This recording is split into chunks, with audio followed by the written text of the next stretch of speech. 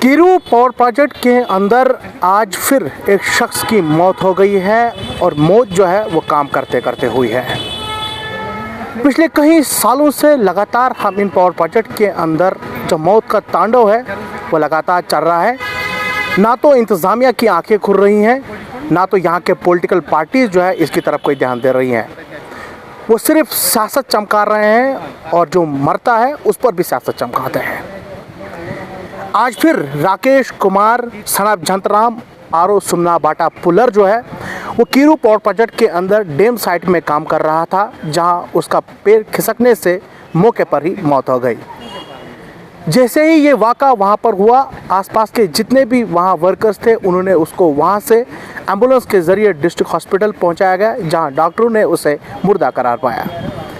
जैसे ही ये खबर जो है शहर के अंदर फैली तो डीडीसी चेयरपर्सन पूजा ठाकुर, एमएलए किश्तवाड़ शगुन परिहार डिस्ट्रिक्ट हॉस्पिटल पहुंची और इन जो मैनेजमेंट कंपनी की है उनकी तरफ से वहां कोई नहीं आया हुआ था। वहां पर हल्ला गुल्ला करने के बाद पावर प्रोजेक्ट की मैनेजमेंट के कुछ लोग पहुंचे और एश्योरेंस दिया है कि क्या कुछ एश्योरेंस उसमें दिया गया है वो आपके साथ शेयर करूंगा।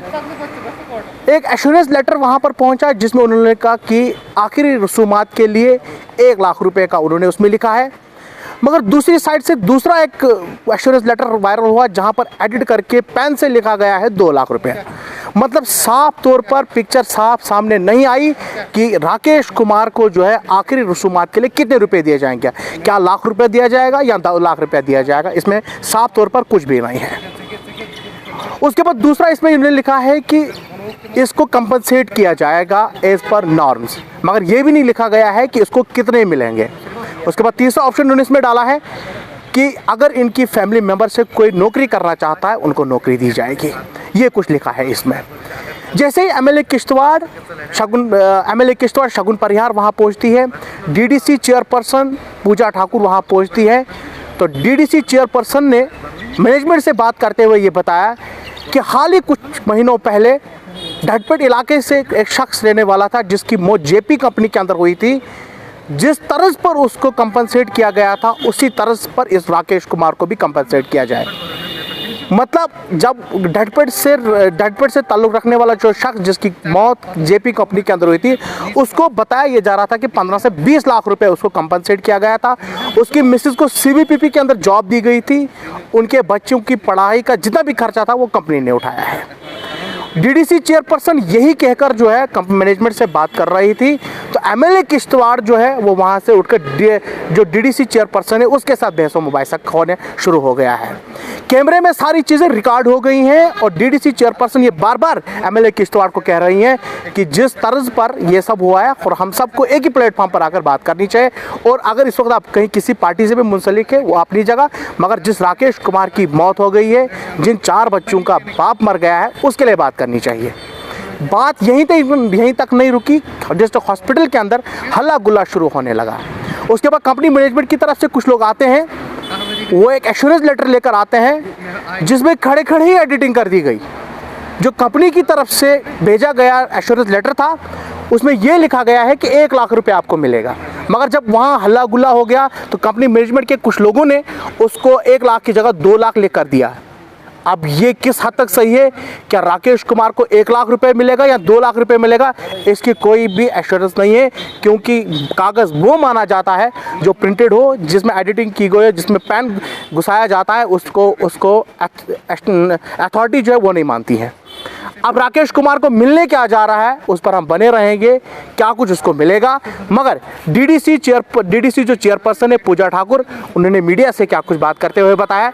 जो वहाँ आए हुए लोग थे उन्होंने क्या कुछ बताया है, जो पावर प्रोजेक्ट में काम करने वाले लोग हैं उन लोगों ने क्या कुछ बताया वो आपके साथ ज़रूर शेयर करूँगा। मगर कुछ चीज़ें आपके साथ शेयर करना चाहूँगा जो यहाँ की कंपनी जो है जो धड़ल्ले से काम कर रही है, गुंडागर्दी से काम कर रही हैं, वो आपके साथ शेयर करने जा रहा हूँ। कंपनीज यहाँ पर लगातार काम कर रही हैं और यहाँ की एडमिनिस्ट्रेशन ये कहती हैं, ऑर्डर्स निकालती हैं कि यहाँ पर जो नेशनल पावर प्रोजेक्ट्स हैं इसमें कोई प्रोटेस्ट नहीं चलेगा, जो वहाँ करेगा उसके खिलाफ कानूनी कार्रवाई की जाएगी। क्या मैनेजमेंट या लेबर कमिश्नर जो यहाँ का है वो ये नहीं देखता है कि कंपनीज के अंदर कर रहे मजदूर जो काम कर रहे हैं उन लोगों का ख्याल कौन रख रहा है, क्या उनको सेफ्टी इक्विपमेंट दिए जा रहे हैं। अगर आज राकेश कुमार को बेल्ट लगा होता, अगर आज उसको कैप लगी होती, जो हेलमेट जो होती अगर उसको लगी होती, हो सकता राकेश कुमार जो है वो बच जाता। जो मजदूर वहाँ काम कर रहे थे उन्होंने ये इल्ज़ाम लगाया कि राकेश कुमार डैम साइड काम कर रहा था, ना तो इसको सीट बेल्ट लगा था ना तो इसको हेलमेट लगी थी। उन्होंने ये तक कहा कि पावर प्रोजेक्ट में काम करने वाले मजदूरों को जूता तक मैसर नहीं हो रहा है। ये पावर प्रोजेक्ट की जो मैनेजमेंट है वो इस हद तक आ रही है कि जो मजदूर वहाँ काम कर रहे हैं उनको जूते तक नहीं दिए जा रहे हैं। हेलमेट और सीट बेल्ट की तो दूर की बात है। ये मजदूर तबके से जो वहाँ आए हुए थे, जो उस यूनियन में कुछ काम करने वाले लोग हैं, उन्होंने इल्ज़ाम लगाया हुआ है कि सेफ्टी इक्विपमेंट के नाम पर सिर्फ डंका पीटा जा रहा है, मगर ज़मीनी सतह पर कुछ भी नहीं है। उन वहाँ से आए हुए जो मजदूर जो उसके साथ थे उन लोगों का क्या कुछ कहना है वो भी आपके साथ ज़रूर शेयर करूँगा। मगर फ़िलहाल राकेश कुमार के जो राकेश कुमार को डिस्ट्रिक्ट हॉस्पिटल लाया गया था, जहाँ उसको मेडिकल की जो मेडिकल जो डॉक्यूमेंट्स थे वो तैयार किए गए और उनको जो लवाकिन है उनके हवाले कर दिया गया है। उनके गाँव उनका भेज दिया गया है जहाँ पर उनके आखिरी रसूमात अदा किए जाएंगे। मगर डीडीसी चेयरपर्सन ने इस दौरान क्या कुछ कहा है, बहसों मुबाहिसे में क्या कुछ हुआ है, वो आपके साथ शेयर कर रहा हूँ। कमेंट बॉक्स आपके लिए खुला है, कमेंट बॉक्स में अपनी राय जरूर रखेगा। फिलहाल अभी गलत नहीं, हमें दीजिए इजाज़त। अल्लाह हाफिज़।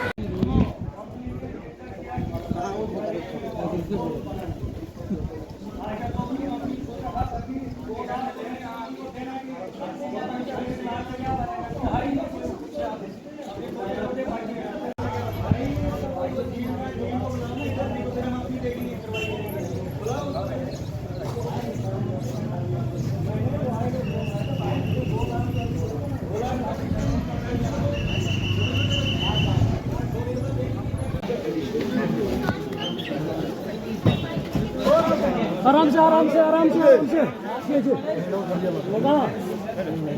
सरपंच मामू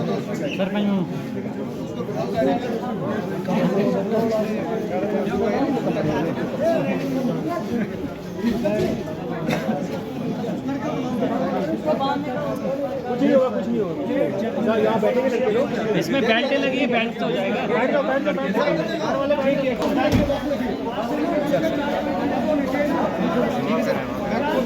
ठीक है चलो भाई।